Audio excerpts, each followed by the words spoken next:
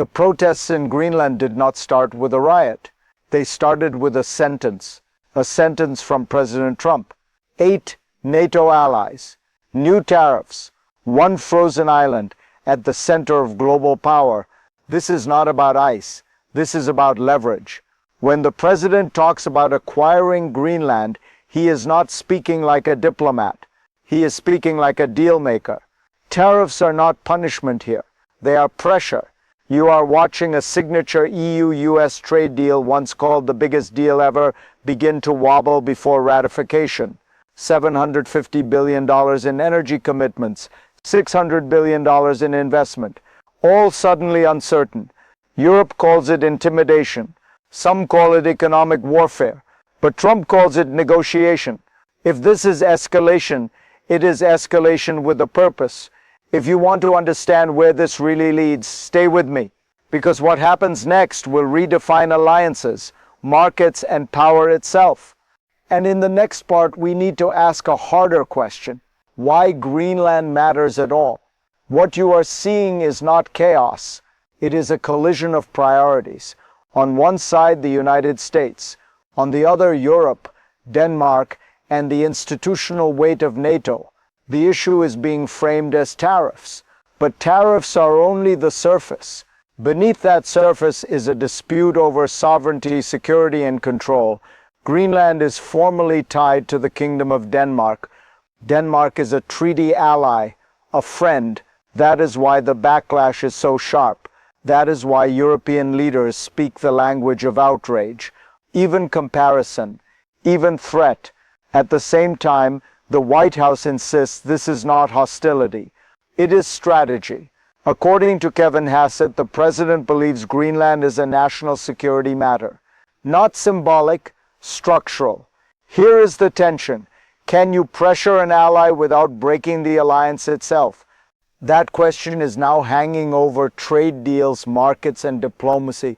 And to answer it, we have to go backward into history, into cycles, into why power keeps returning to the Arctic.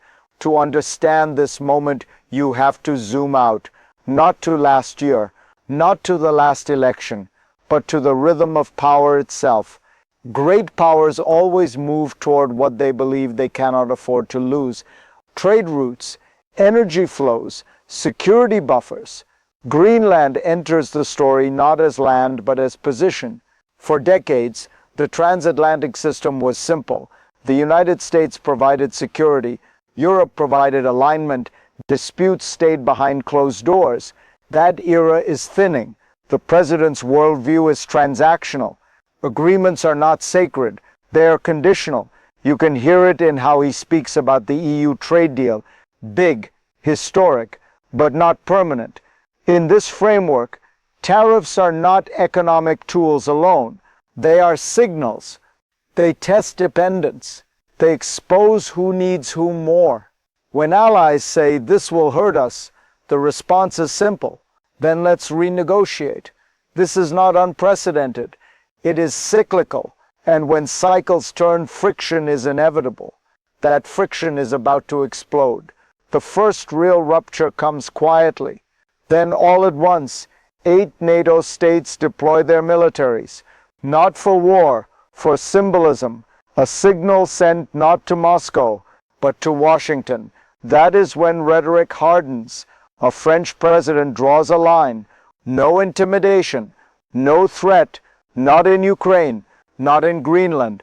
A Danish member of the European Parliament goes further, calling this economic warfare, calling for sanctions on Trump's oligarchs. This is the moment escalation becomes public. Markets do not panic yet, but alliances begin to creak, because this is no longer about tariffs, it is about precedent. If the EU retaliates, if banks, tech firms, or American multinationals are targeted, the system starts eating itself. And yet, inside the White House, the tone remains calm. This is still seen as leverage, still seen as a phase. If you are trying to understand modern power, this is essential. Pressure first, deal later. But here is the danger. Pressure has a memory, and in the next part, we need to look at what is really driving this strategy, the mechanism beneath the headlines. What looks impulsive is often engineered. The hidden mechanism here is simple: control the upside, absorb the backlash. Tariffs are not designed to last. They are designed to move people. This White House believes something fundamental, that the United States is the engine. Markets know it. Allies know it. When Kevin Hassett says Europe's economies boomed after past tariff threats, he is pointing to confidence. Capital flows toward strength, toward growth. In this logic, outrage is noise. Dependence is the signal. The president escalates to create asymmetry. Who needs access more? Who can wait longer? That is why legal uncertainty barely registers. That is why court challenges are secondary. This is negotiation through imbalance.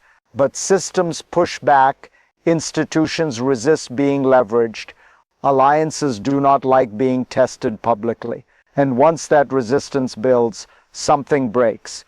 You can already feel it forming, not in speeches, in reactions, because when power is exercised too visibly, it invites a response. And in the next part, that response begins to accelerate. The second surge comes faster, sharper, more dangerous. This time, it is not military symbolism, it is economic threat. European leaders begin to speak in names: banks, technology firms, American giants embedded deep inside European markets. This is no longer theory, this is retaliation planning. If sanctions land on firms like Microsoft or Google, the impact will not be abstract. Capital moves, supply chains tighten, confidence fractures. Inside Washington, the response is restraint, not retreat. Kevin Hassett repeats the pattern. Extreme positions first, cooler heads later. This is the core gamble. That escalation can still be reversed. That pressure can still produce a deal. But here is the problem. The more public the conflict becomes, the harder it is to de-escalate without loss of face. Institutions are now involved, parliaments, voters, markets watching every word. Momentum is building on its own. And when momentum takes over, strategy gives way to consequence. In the next part, we need to leave governments behind and look at where this really lands. On you, for you, this is not abstract. It never is. Trade wars do not stay in conference rooms. They move into prices, into jobs, into uncertainty. When allies threaten sanctions, markets hesitate. When markets hesitate, companies pause. Hiring slows. Investment waits.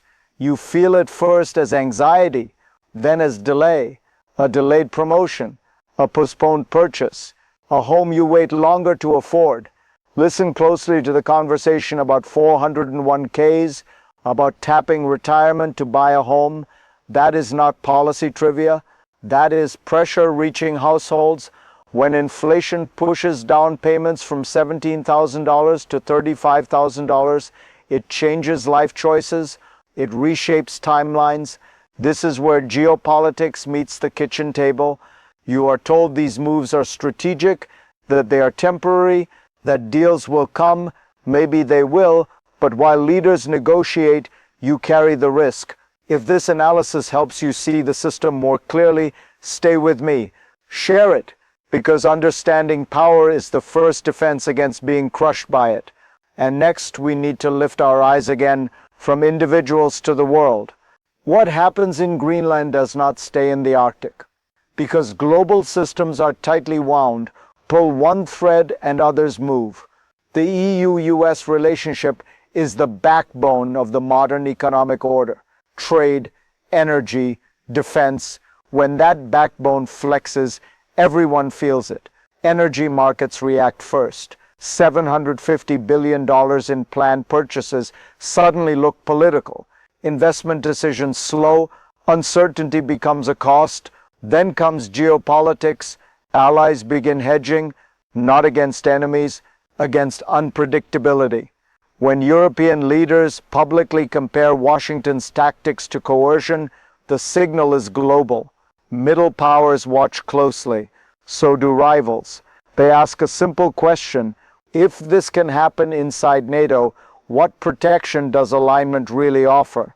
This is how influence leaks, not through defeat, through doubt. The system does not collapse, it recalibrates, and recalibration always creates openings. In the next part, we need to look forward, not to one outcome, but to three, because the future is no longer linear.